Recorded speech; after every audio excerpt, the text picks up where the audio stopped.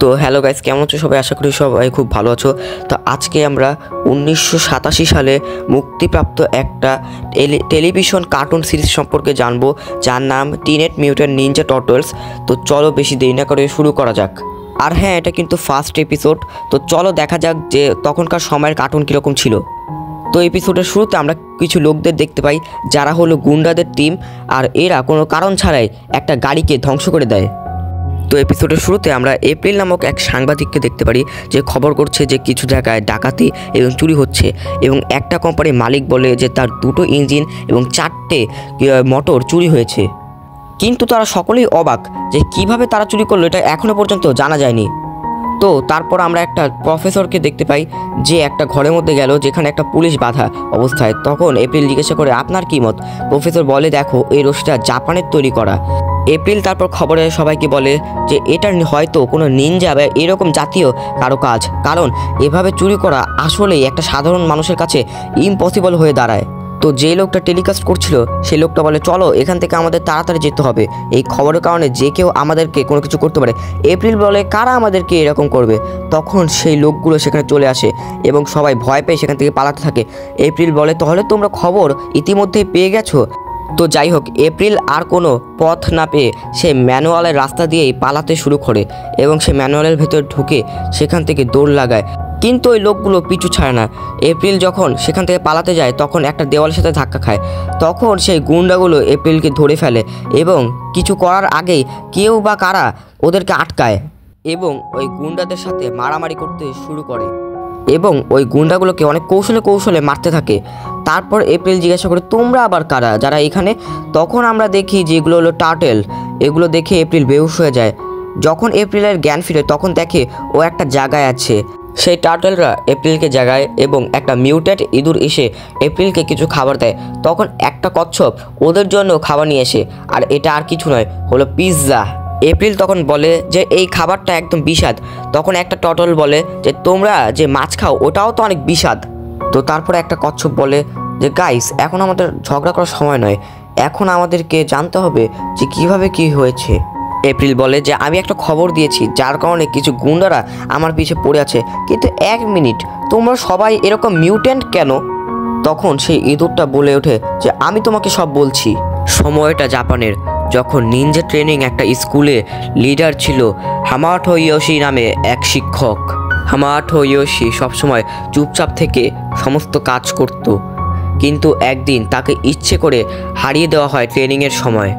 একদিন মাস্টার সেনসেই আসে তাদেরকে লিডার তৈরি করার জন্য, কিন্তু ঠিক তখনই ওরোকো সাকি তাকে হিংসে করে একটা ছুরি দিয়ে কাপড়টা আটকায়। তখন সবাই কুর্নিশ করলেও সে করতে পারে না, যার কারণে তার সঙ্গীরা অনেক ক্ষেপে যায় এবং তারকে অনেক বকাঝকা করতে থাকে এবং হুমকিও দিতে থাকে বিভিন্ন, এবং মাস্টার তাকে এখান থেকে বের করে দেয়। তারপর সে নিউ ইয়র্ক চলে আসে এবং আন্ডারগ্রাউন্ড টানেলে থাকা শুরু করে, এবং তখন তার বন্ধু হিসেবে এই ছোট ছোট ইঁদুরগুলোই ছিল। কিন্তু একদিন একটা ছেলের কাছ থেকে কিছু কচ্ছপ পড়ে যায়, তখন সে পায় নতুন বন্ধু। এবং অন্যদিকে জাপানে অনেক উৎপাত বেড়েছে। সেই খারাপ ওরোকো সাকি সে তার টিম নিয়ে জাপানে অনেক খারাপ উৎপাত করা শুরু করে গোপনে। কিন্তু একদিন সে এসে দেখে যে একটা বিশেষ তরল সেই টার্টেলদের গায়ে লাগলো, যার কারণে সেই টার্টেলগুলো আস্তে আস্তে মিউট্যান্ট হয়ে জন্মালো। কিন্তু এই রিয়াকশনের কারণে মাস্টার হামাটো ইয়োশি আস্তে আস্তে সে একটা মিউট্যান্ট ইঁদুরে পরিণত হলো। কিন্তু সে এটা তার দুর্বলতা মনে করেনি, বরং সে প্রচণ্ড পরিমাণে ট্রেনিং করেছে এবং প্রতিদিন সাধনা করত, এবং সে এই টর্টলগুলোকেও অনেক ট্রেনিং দিয়েছে।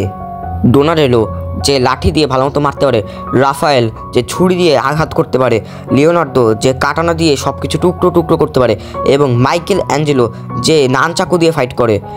তারপর মাস্টার বলে যে এভাবেই তৈরি হয়েছে মিউট্যান্ট নিনজা টার্টলসের যাত্রা।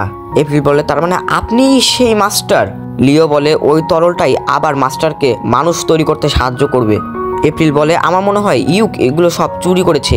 ঠিক তখনই ডোনাটেলো তাকে আটকায় এবং বলে, তুমি যদি আমাদের সাথে থাকো তাহলে আমরাও তোমাকে বিভিন্ন কাজে সাহায্য করতে পারবো। অন্যদিকে আমরা টিভি চ্যানেল অফিসে দেখতে পাই যেখানে একজন বলছে যে এপ্রিল থাকলে এখন ভালোই হতো, তাহলে অনেক কিছু রিপোর্ট দিতে পারতো। টর্টলরা বলতে থাকে যে বাইরে তো তাদের জন্য অনেক বিপদ, কিভাবে তারা সব কিছু করবে। তখন বলে যে আমি তোমাদের কাজে আসতে পারি। তখন বলে যে তুমি কিভাবে আমাদের কাজে আসতে পারো। লিও বলে যে সে মানুষ বলেই অনেক জায়গায় যেতে পারবে যেখানে আমরা যেতে পারবো না, তো চলো আমরা একটা টিম হই। অন্যদিকে আমরা একটা বসকে দেখতে পাই যে আর কেউ না, সে হলো সাকি। সে তার টিমকে বকাবকি করছিল কারণ তারা একটা কাজও ঠিক মতো কিছু করতে পারেনি। ডোনারেলো সবাইকে বলতে থাকে যে আমাদের এখন বাইরে যেতে হবে যাতে আমরা পর্যাপ্ত পরিমাণ ক্লু পেতে পারি। তখন ওরা নিনজা পিৎজা নামে একটা জিনিস পায়। তখন ওরা ভাবতে থাকে যে এখানেই হতে পারে ক্লু পাওয়া যেতে পারে।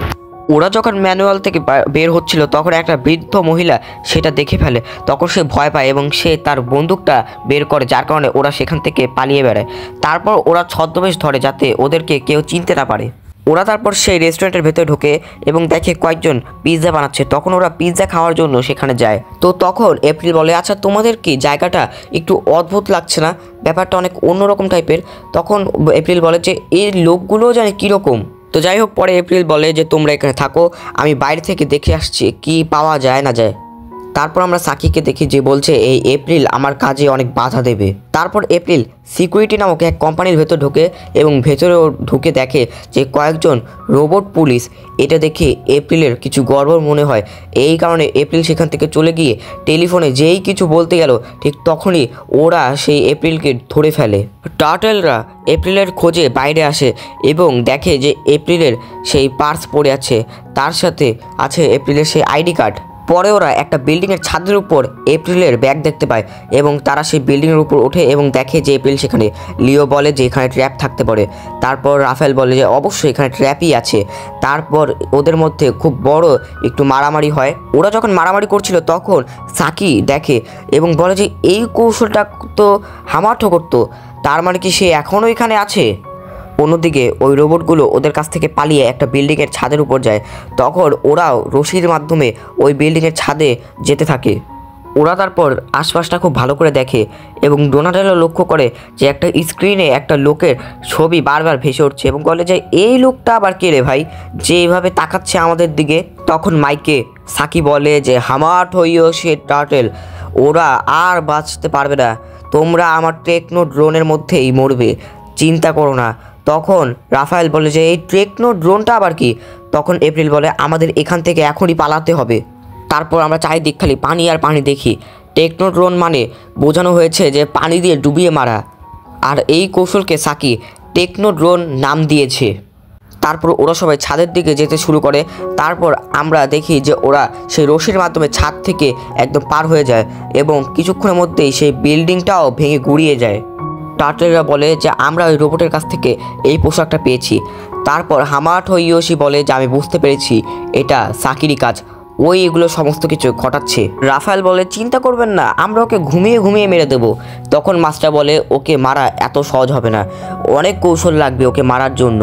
তখন লিও বলে যে আমরাও হারতে কখনো শিখিনি, আমরা ওকে মেরেই আসবো, তাও আবার ঘুমিয়ে ঘুমিয়েই মারতে পারবো। তখন এপ্রিল বলে তোমরা গাইস কখনো সিরিয়াস হবে না। তখন টার্টেল বলে আরে এখন বাদ দাও আর পিৎজা খাও। এপ্রিলও রাজি হয়ে যায় আর এভাবেই এপিসোড 1 শেষ হয়।